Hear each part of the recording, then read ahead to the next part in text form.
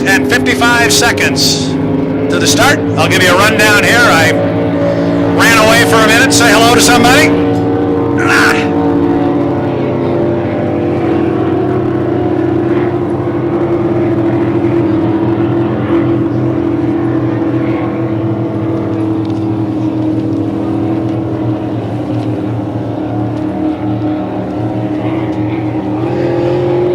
We got Kip Brown coming off the corner here. This is the heat that got Kip in trouble when he had an illegal move when he cut the race course the last time out.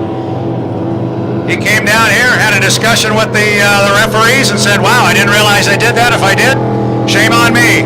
He did not argue the call at all, but it did go against him, and it cost Kip a very good run the last time he was out. Daniel Bement is out here driving boat 550. I mentioned Kip. He's driving the lights out, boat number 28. Tim Hamilton will be on the white boat 25. He's the one on the far outside.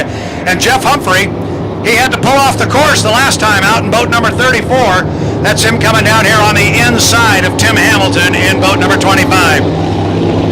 Tim Hamilton again is our race director this weekend, so arguably the busiest man here on Lake Pateros and in the park. Phone must have been ringing 24/7 in his hotel room. 29 seconds to the start. All right, now all eyes are on Kip Brown. When he comes to the front straightaway here, he has to do so between the start-finish line buoy and the entrance pin, and to me, that looks pretty clean. I think he cut the course that time just so you guys could see he could do it right. And he got it exactly right that time. All the officials were down here watching him. There's the 1 minute mark. So everybody is clean and certainly behind it. Tim Hamilton on the far outside. That's the white boat, number 25. He will cruise up the backstretch. He is in fine shape. To his left is boat 34. That's Jeff Humphrey. He had to pull off the race course the last time and did not get the finish. Now Daniel Bement decides he's going to run hard up the back straightaway, and Kip Brown is going to trail the field as they go up there. This might be kind of fun. Kip's got a lot of speed in that boat of his, but if we could stick him to the far outside, we might have to really make him earn this one. See if they don't all try and gang up a little bit on Kipper and move him to the outside, but Kip's going to get inside one boat, inside two boats. He's going to be in two. Yeah, well, look at that. Kip's going to be in lane number one as we get to the 14-second mark. Daniel Bement left the door open for Kip to come down in one, and he's going to do it. We're 6 seconds. 5, 4, 3, 2, 1. Mark, and they're all legal. And it's Brown and Bement.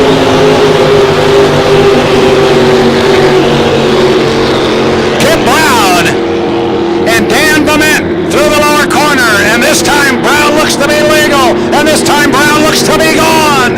He's off the exit pin of the corner. Kipper from Ravensdale, Washington. The wife, the family, the kids, everybody's here. He's part of that extended Terry Troxell family. Terry Troxell's son-in-law, roaring down the backstretch.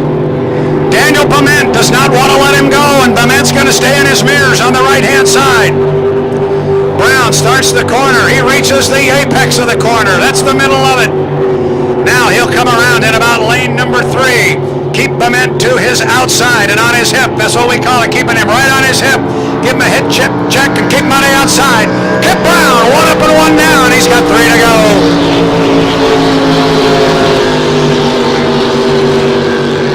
Tell you, that boat of Daniel Bement, it runs really, really well. And he's staying right with the Kipster. Glad to see Jeff Humphrey out here.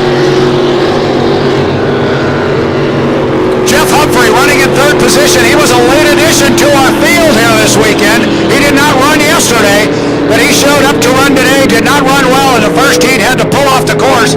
It's nice to see Jeff Humphrey in 3rd place running out here and doing well. Meanwhile, the Kipper all the way up the far end of the race course. Daniel Bement has finally, I think, thrown in the towel and said, well, I can't run him down. I just better keep myself clean. Here comes Brown. He'll come down to complete lap number 2.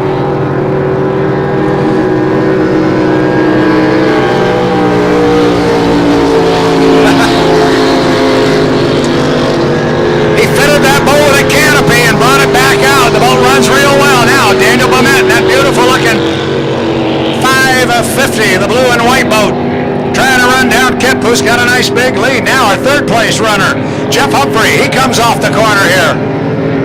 It's a nice looking race boat.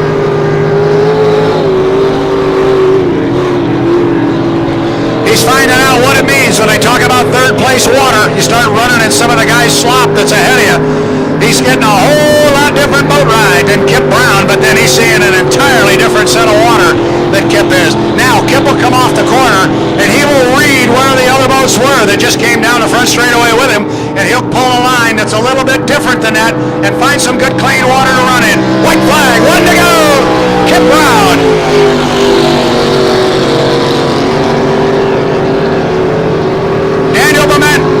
He gets the white flag. One to go.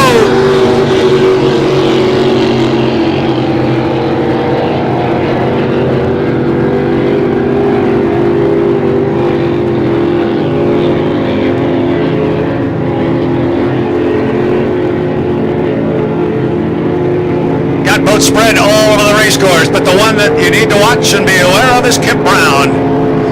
3/4 of the way up the backstretch. He'll set up now for the upper corner as Jeff Humphrey comes down and he gets the white flag. Kipper's going to come down on the outside of Tim Hamilton. I think Kim went wide to leave the door open for Kip, but Kip went around him on the outside. Brown will come down and get the checkers. Hamilton will get the white. The winner, pro stops. Kip Brown and the checkers for Daniel Bement.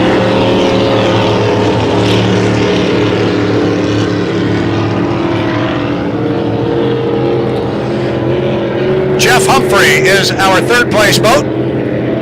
He is halfway up the backstretch right now.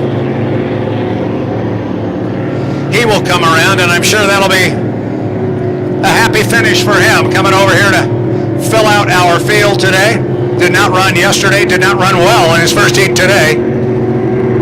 So nice to have him here. He'll come down, he'll see the checkered flag. Regardless of your position on the race course, you always want to get the checkered flag. That means you started, that means you finished.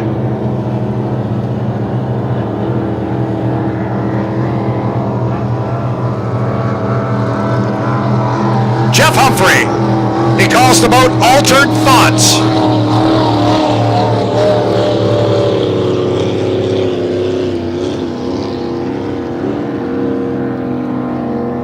And the busiest man in Eastern Washington, Tim Hamilton, our race director, he will come down.